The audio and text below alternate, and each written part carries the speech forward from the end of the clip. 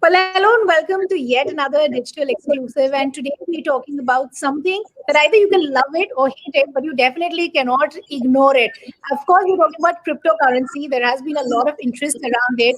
But because of that added interest and the number of people that we've seen join this crypto market, we've also raised some very serious concerns about how far can India actually continue without being without continue being unregulated without us actually having some regulations and policies in place. So, what is the way forward? What are the kind of regulations that we need, and what can we learn from our global peers? I also have with me Arjun Vijay, is the co-founder and chief operating officer at Gaiatis. I also have Aditya Singh, co-founder Crypto India. Gentlemen, good to have you with us. So, Arjun, let me begin with you first. As I said, because it's a family of about 10 crore more Indians currently in this crypto market. We're seeing the kind of money that's being invested.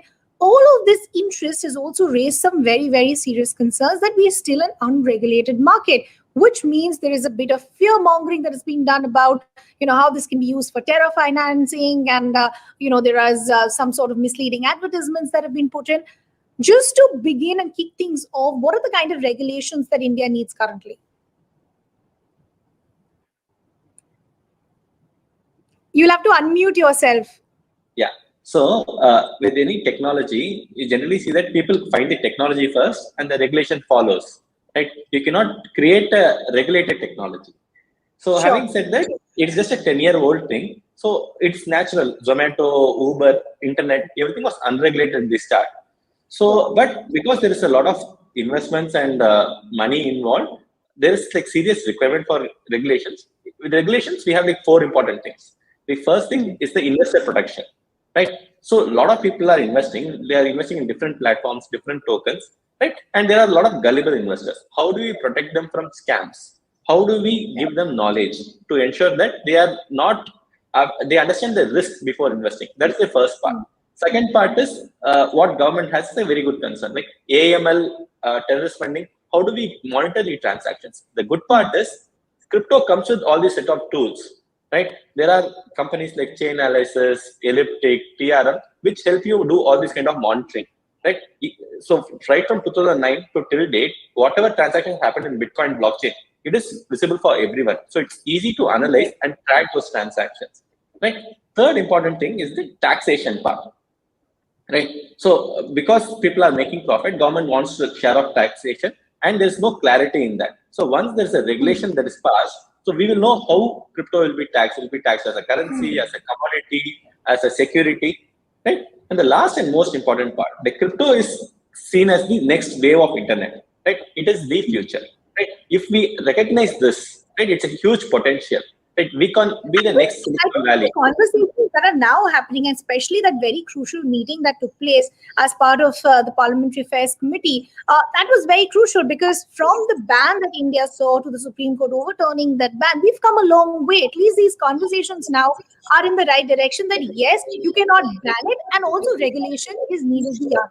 Aditya, I want to bring you in. As I said, this meeting yesterday was very, very crucial. There seems to be a consensus now that yes, there needs to be regulations. But because there is no past precedence or what can be done, there are also a lot of challenges. Who can be the regulator then? Exactly. I think one of the most important thing that happened and which is very positive for all of us is the stance of the government, which has moved from a banning bill to considering regulation. So that is a big move. And when it comes to the regulation part of it, so crypto is so new, it is such a new asset that in fact, if you look at other countries, they are even finding it hard and they are even confused how to regulate it.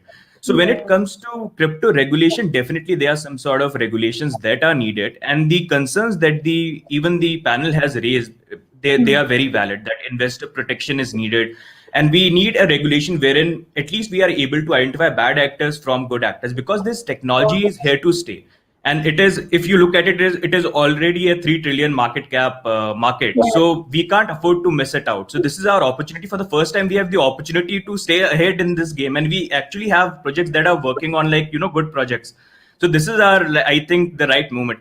but the proper set of regulation is something that we need. And the biggest question is who is going to regulate it, whether it's going to be RBI. If it falls under like currency, then it's RBI. But if you look at it from the asset perspective, then SEBI comes in. So that is going to be a big challenge, and which we'll see eventually how it plays out. You know, Arjun, in the world, we're seeing two ends of the spectrum. On one hand, you have China, which has a ban. On the other hand, you have the adoption by El Salvador. As I said, even some of the global, governments, they're finding it very difficult. It's probably easier in smaller nations like Singapore, where only one person and you know who the regulator is. What are our lessons from our global peers, and what is the kind of middle ground that India can take? Arjun? Yeah. So the important thing to understand here is this is a moving goalpost. You cannot come with like one regulation and say, okay, this is the regulation for cryptocurrencies. If you look at 2020, DeFi was a big thing, right? In 2021, it's all about NFTs, right? There's a lot of disruption happening in the crypto ecosystem, and a lot of new things are coming in. So government, whatever, like just the internet, we have data privacy bill just coming now after 20 years of internet. So the same thing is going to happen. What we can understand here is this is like watching a child grow, right? You should not say a 3 years old child that you should be an engineer or doctor. You give them the freedom to expand the scope, right? Let them experiment. So whenever they are faltering, whenever they see there's a mistake, right? At that point of time, government should intervene and then curb it, right? So that's what is happening. Japan, Australia, Europe, they are giving freedom for the companies to experiment. So that is the reason you see a lot of companies are in the blockchain space. They're registered out of Swiss, Zug Valley, or Singapore, or in US, right? So the important thing is giving the freedom to experiment. That is when you will have things like Silicon Valley happen in India, right? I think that's very important. This is something which is on the internet, which is not in anybody's control. Also, this is something which is not fixed in one single box. It's evolving, it's changing. And what we ourselves know about cryptocurrency, we're also learning with each passing day. But Aditya, I want to raise the other concern which has been raised by the government, which is that when you see these big numbers being thrown by the crypto exchanges and the number of people who invested, especially during the pandemic, there is a fear that these numbers are being exaggerated. And some of these ads that are being put by these crypto exchanges, they are misleading. Do you think there needs to be a better sense of disclosure and transparency, which will also at the end of the day help investor understand the high risk market? Yeah, I think the number that has been quoted, from what we understand, there have been various researches that we have done, based on which we have identified that most of the data that we have seen in the advertisement, that I think it's 6 lakh crores. So that has been derived from the trading volume, which was published by Chainalysis, which is an analytic company. So they gave out these numbers. So trading volume it will never give you the real numbers. So it might be a bit exaggerated. And when it comes to the advertisement, I think proper disclosure, disclaimer, that is something which is needed and which will eventually happening. From what I understand, even the exchanges and the companies that we have that who are building crypto projects, they are still trying to figure out how to move ahead with the proper guidelines, how to properly advertise it. But because we don't have proper guidelines from the government how to proceed with it, I think that there's a mismatch which will eventually happen once proper guidelines are outlined by the government or maybe some of the authorities. Okay, sure. So, of course, regulations and guidelines is something that we're, of course, waiting. We are also learning that there could be another meeting with the government representatives also this week. But Arjun, I want to come back to you. This timing of these conversations around regulations for India is also very interesting because, as I said, you just had, an all-time high that we saw with both Bitcoin and Ethereum and a $3 trillion market cap for the cryptocurrency market. On one hand, you have the ban on China. Do you think this is India's time to use this as an opportunity? See, India generally jumps things, right? Normally, you say a country should first become a manufacturing economy, then become a knowledge economy. You start with 3G, then 4G, right? But India generally jumps steps, right? We can directly catapult. We miss the internet wave. You open your phone, you look at how many apps are created by Indians or Indian companies, right? But this is our opportunity. You have a company called Polygon, which is founded by Indians, and it is one of the top companies in this crypto space, right? Unfortunately, they are registered outside, though the team is working out of India. Once we have clear regulations in place, we have the existing infrastructure that can beautifully optimizes, right? We have the world's highest number of qualified engineers, right? All this comes with new learning, right? Solana has a different way of launching projects. Ethereum has a different way of launching products. We have people who can learn and do things fast, right? So this is a great opportunity for us. We are again given, see, internet, we miss the opportunity because people had a 20-year head start in Silicon Valley. Now, no one has that kind of head start now. The whole space is 10 years old. If we can do it right away, right? We are talking it in 2021. If we can have regulations in place in the next 3 to 6 months, right? We can see that India can, capitalize the space in the next 10 years, and you can see the world's top companies coming out of here because internet is being broken and again built in a decentralized manner. This is a great opportunity.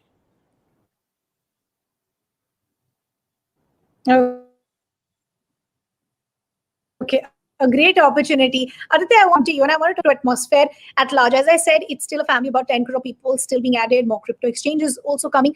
Also, some very interesting patterns that we're now seeing, especially the last 2 years of the pandemic, which is one, there is more women participation, about 15% of the entire crypto population. But what is also interesting is that it's moving away from the metro and the big cities and now moving to the smaller cities as well.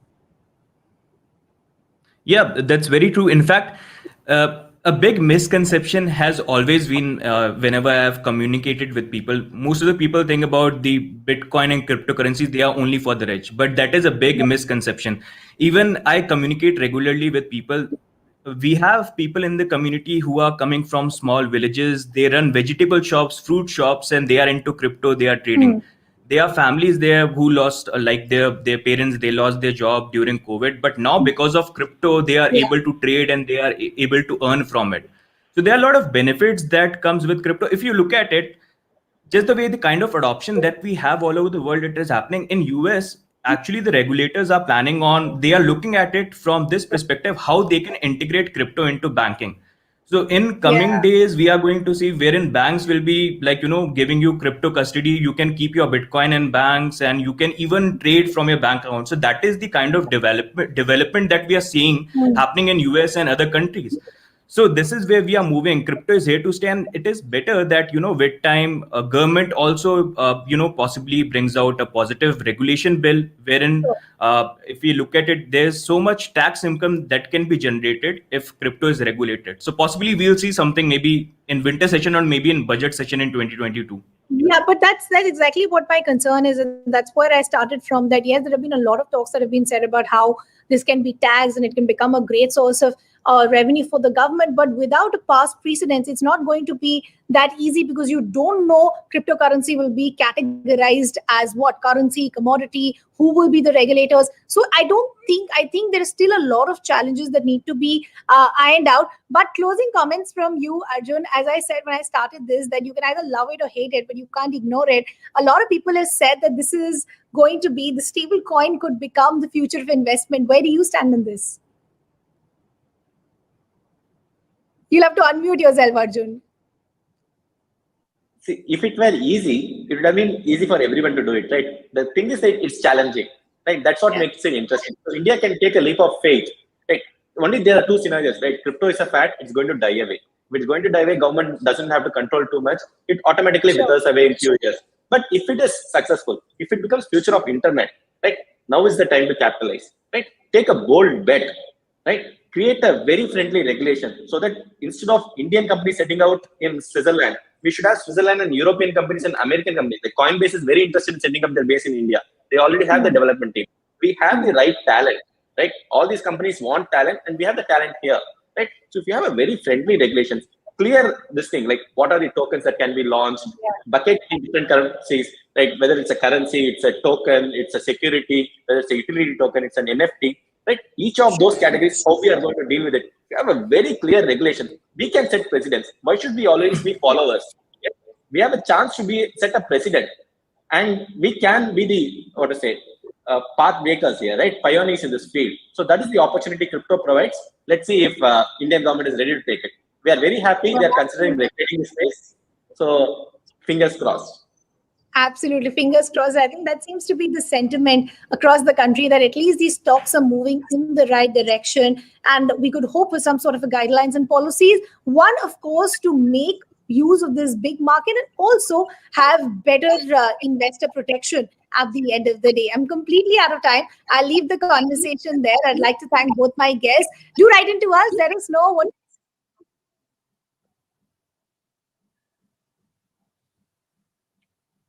you felt about the discussion, some other questions that you would want us to discuss